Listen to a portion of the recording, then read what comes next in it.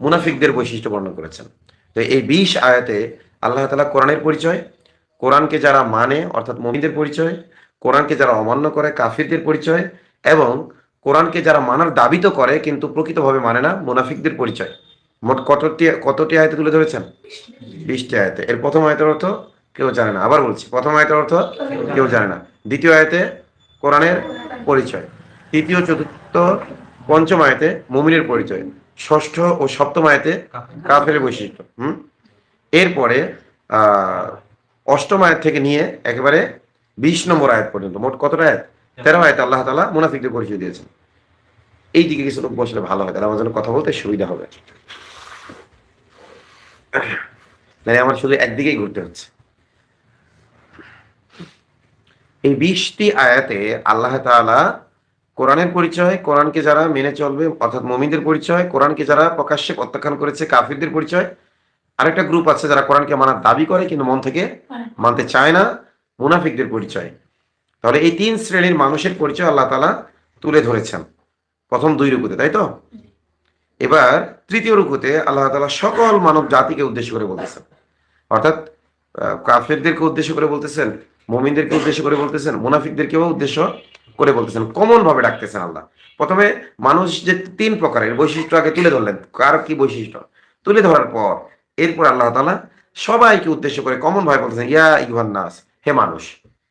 এখানে কি বলছে? ইয়া আইয়ুহাল মুমিনুন বলছে না, ইয়া আইয়ুহাল কাফিরুন বলছে, ইয়া আইয়ুহাল মুনাফিকুন বলছে না, বরং কমন ভাবে বলেছেন, ইয়া আইয়ুহান নাস, হে মানুষ, উবুদু রব্বাকুম, তোমরা তোমাদের রবের দাসত্ব করো। কার দাসত্ব করো? রবের। দাসত্বের সংজ্ঞা আমি এর আগে বলেছিলাম, ইবাদত আর ইতাআতের মধ্যে কিছু পার্থক্য রয়েছে। একটি হলো আনুগত্য, আরেকটি হলো কি? দাসত্ব।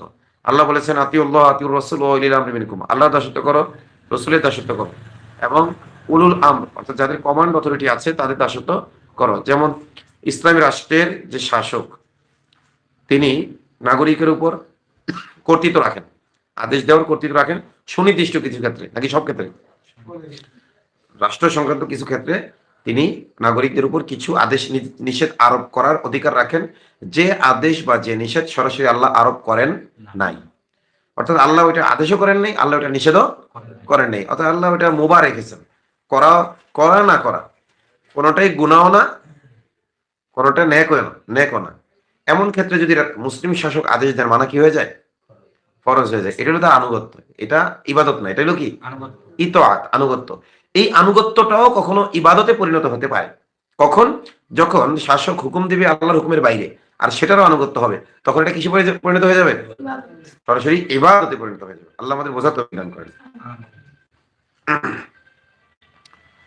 তো ইয়া আইয়ুহান নাস, হে মানুষ, উবুদু রাব্বাকুম, শব্দটা হলো উবুদু মিলিয়ে পড়লে ইয়া আইয়ুহান নাস উবুদু, এটা মিলিয়ে পড়লে, ভেঙে ভেঙে যদি পড়ি ইয়া আইয়ুহান নাস, হে মানুষ, উবুদু রাব্বাকুম, তোমরা তোমাদের রবের দাসত্ব করো, তোমরা তোমাদের রবের গোলামি করো, আল্লাযী খালাকাকুম, যিনি তোমাদেরকে সৃষ্টি করেছেন, ওয়াল্লাযীনা মিন ক্বাবলিকুম, এবং তোমাদের পূর্ববর্তীদেরকে সৃষ্টি করেছেন। যিনি তোমাদেরকে সৃষ্টি করেছেন এবং সৃষ্টি করেছেন তোমাদের পূর্বে যারা গত হয়ে গেছে। আমাদেরকে আল্লাহ তাআলা সৃষ্টি করেছেন, আমাদের পিতামাতাকেও তিনি সৃষ্টি করেছেন, আমাদের দাদা দাদিকেও তিনি সৃষ্টি করেছেন। দাদা দাদির যে উসুল আছে, অর্থাৎ তারা যাদের ঔরসে জন্মগ্রহণ করেছেন তাদেরকেও সৃষ্টি করেছেন কে? আল্লাহ এই ব্যাপারে বলেছেন, ইয়া আইয়ুহাল্লাযীনা আমানু তাকুল্লাহ, হে ঈমানদারগণ তোমরা আল্লাহর ব্যাপারে যত্নবান হও, আল্লাহর ব্যাপারে সতর্ক হও। আল্লাযী খালাকাকুম মিন নাফসিন ওয়াহিদা, যিনি তোমাদেরকে এক প্রাণ থেকে সৃষ্টি করেছেন, ওয়া খালাকা মিনহা যাওজাহা, এবং তার থেকে সৃষ্টি করেছেন তার স্ত্রীকে, ওয়া বাসসা মিনহুমা রিজালান কাসীরান ওয়া নিসা, এবং তাদের দুইজনের মাধ্যমে আল্লাহ তাআলা ছড়িয়ে দিয়েছেন পৃথিবীতে অসংখ্য নারী পুরুষ। ওয়াত্তাকুল্লাহাল্লাযী তাসাআলুনা বিহি ওয়াল আরহাম, তোমরা ওই আল্লাহ তাআলাকে ভয় করো যার যার দোহাই দিয়ে তোমরা একে অপরের কাছ থেকে কিছু চাও, সাহায্য সহযোগিতা চাও, অর্থবিত্ত চাও। হ্যাঁ, চাই না আমরা আল্লাহ দোহাই দিয়ে অনেক কিছু? তো তার ব্যাপারে তোমরা যত্নবান হও, ওয়াল আরহাম, এবং আত্মীয়তার সম্পর্কের ব্যাপারে তোমরা কি হও? যত্নবান হও। তো ওখানে আল্লাহ বলেছেন যে আল্লাহ কিভাবে মানব জাতিকে সৃষ্টি করেছেন। প্রথমে আদমকে সৃষ্টি করেছেন, এরপরে তার কিছু অংশ দিয়েই আদমের যে বুকের হাড় রয়েছে, বাঁকা হাড় পাঁজরের, এই হাড় দিয়ে হাওয়া আলাইহিস সালামকে সৃষ্টি করেছেন, এবং পরবর্তী তাদের মধ্যে বিবাহ দিয়েছেন, এবং আমরা ইতিপূর্বে বিভিন্ন সময় আলোচনা করেছি আদম আলাইহিস সালাম যে দুনিয়ায় আগমন। তো তাদের মাধ্যমে তাদের ২ জন থেকেই কি করেছেন? অসংখ্য নারী পুরুষ আল্লাহ তাআলা জমিনে ছড়িয়ে দিয়েছেন। তো সবাই কাদের সন্তান? আদম হাওয়ার সন্তান। তো আল্লাহ তাআলা সেটাই স্মরণ করে দিচ্ছেন। যিনি তো ইয়া আইয়ুহান নাসু উবুদু রাব্বাকুমুল্লাযী খালাকাকুম, হে মানুষ তোমরা তোমাদের ওই রবের দাসত্ব করো, ওই রবের গোলামি করো যিনি তোমাদেরকে সৃষ্টি করেছেন। ওয়াল্লাযীনা মিন ক্বাবলিকুম, এবং তোমাদের পূর্বে যত মানুষ এসেছে তাদেরকেও তিনিই সৃষ্টি করেছেন। কেন? লাআল্লাকুম তাত্তাকুন, যাতে তোমরা তাকওয়া অবলম্বন করো। কি অবলম্বন করো? তাকওয়া অবলম্বন করো। তাকওয়া মানে কি?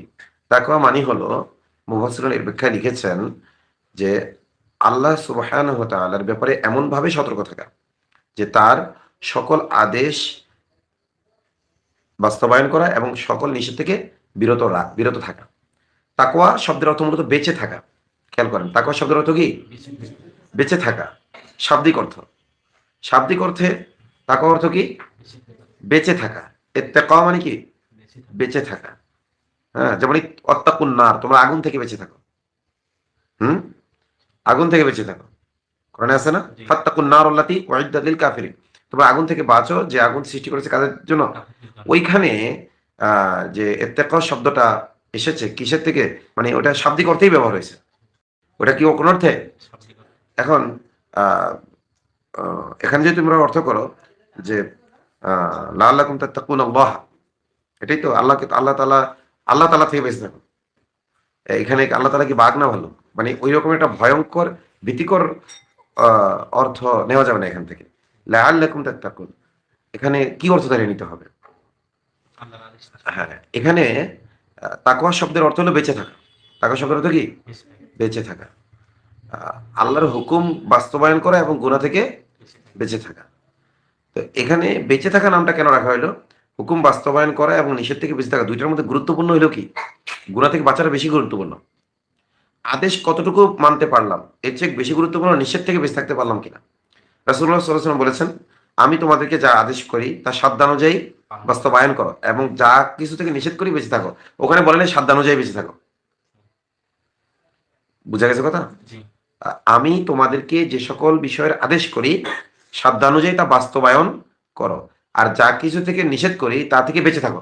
বলে না যে রাসূলুল্লাহ সাল্লাল্লাহু আলাইহি ওয়াসাল্লাম বলেন না যে সাধ্যানুযায়ী বেঁচে থাকো। কেননা বেঁচে থাকার জন্য সামর্থ্যের প্রয়োজন হয় না। কিছু করার জন্য কিসের প্রয়োজন হয়? কিছু করার জন্য সামর্থ্যের প্রয়োজন হয়। কিছু না করার জন্য সামর্থ্যের প্রয়োজন হয় না। যেমন বিবাহ করার জন্য সামর্থ্যের প্রয়োজন হয়। ব্যভিচার করব না, না করার জন্য কি সামর্থ্যের প্রয়োজন? একটা জিনিস করব না, তো না করার জন্য কিসের প্রয়োজন নাই? সামর্থ্যের প্রয়োজন নাই।